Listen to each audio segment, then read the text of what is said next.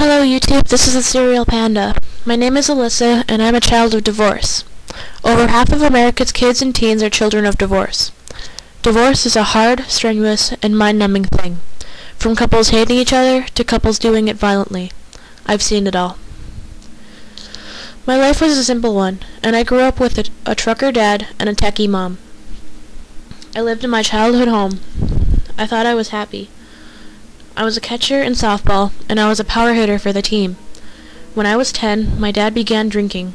Not to the point of angry drunkenness, but it was close enough. He yelled at me for the littlest things. If my room wasn't clean enough, if my bed wasn't made right, if I had wrinkles in my clothes, I got yelled at for anything under a B on my report cards. This went on until I was 13. Then my dad discovered Facebook. He reconnected with all of these women from when he was in high school. He began to distance himself from me and my mom. I wondered why. He'd stopped drinking, and he stopped yelling at us, so I guess I was okay with it. Little did I know that my dad had begun to get hookers a little after I was born. As I grew up, I realized that I'd noticed that he was gone a lot, be it traveling for work or a hunting trip. I saw him only a few times a week. He claimed that he was working late, and I know now that that probably wasn't the case. He was probably dating on the side, because he'd stopped wearing his wedding ring. When I was 14, I was a freshman in high school. One January afternoon, as I was waiting for a ride to pick me up, my dad texted me with the following message: "I'm not coming home." I responded, "Why?" bewildered beyond belief. But I didn't get a response. And I didn't get a response until about two and a half months later, because he didn't come home. When he finally did come home, my mom and I took him back with open arms, and he was an even worse drunk. He yelled at us almost constantly. I began to lock myself in my room and blare my music when my parents fought. I wrote and I drew. I vowed to get better. By the end of April, my dad had moved out. My mom and I were alone, and so my mom took in a roommate to help pay bills. I looked for a job, but I couldn't find one. In August, we discovered black mold forming in the basement. I started to get very sick, because the black mold, the concentration of it was right under my room. But we didn't have any money to move, take me to a doctor, or fix it. So I persevered. I continued drawing, and in September I began to cough up blood. I ignored it. I discovered that my room had the highest concentration of black mold in the house, so I slept with my window open. Come October, I stopped because it got cold.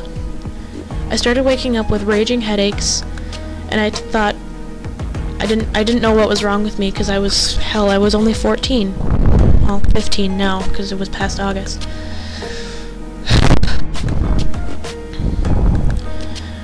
This was when I began having suicidal thoughts, because of my dad's abandonment of us, his hurtful words towards me and my mom, such as, "You're just a no-good stoner kid who fails at everything, don't do anything right, get out of my life," etc., etc.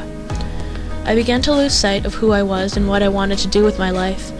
I wrote suicide notes and thought of ways to die. And then I took up smoking.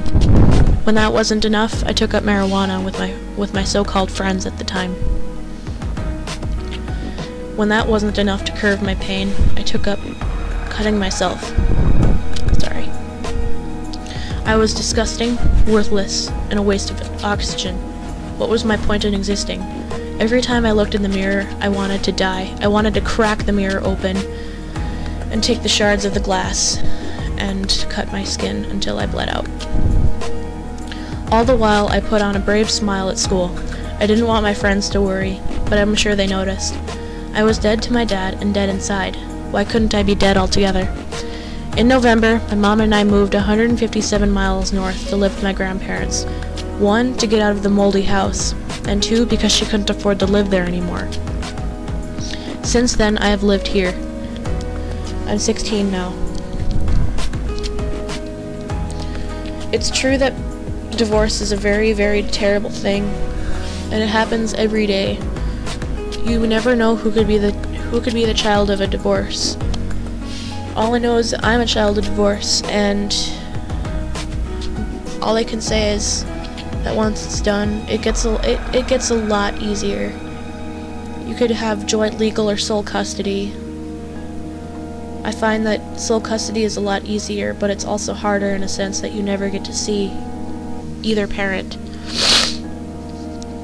whoever you live with, be it mom or dad. I live with my mom because my dad kind of abandoned me. Divorces are different in ways where they can be tough or they can be easy. The couple could just hate each other and they could have joint legal, and you get to visit either parent a weekend every 2 weeks or something like that. And then there's sole custody, where you have to choose which parent that you want to live with. I find that one is quite difficult, and I know people who are through that situation. Parents, if you're thinking about getting a divorce, try to work it out as much as you can, because divorce not only hurts you, but it also hurts your kids even more than you. Especially if the kids have siblings, little siblings. The older siblings try to be protectors, and it doesn't work. I was an only child, so I really had no one to turn to. And I talked to my friends who had gone through a divorce, and they helped me through a lot, and I guess without them I probably wouldn't be here talking to you right now. Anyway, this is the Serial Panda with Divorce from Within.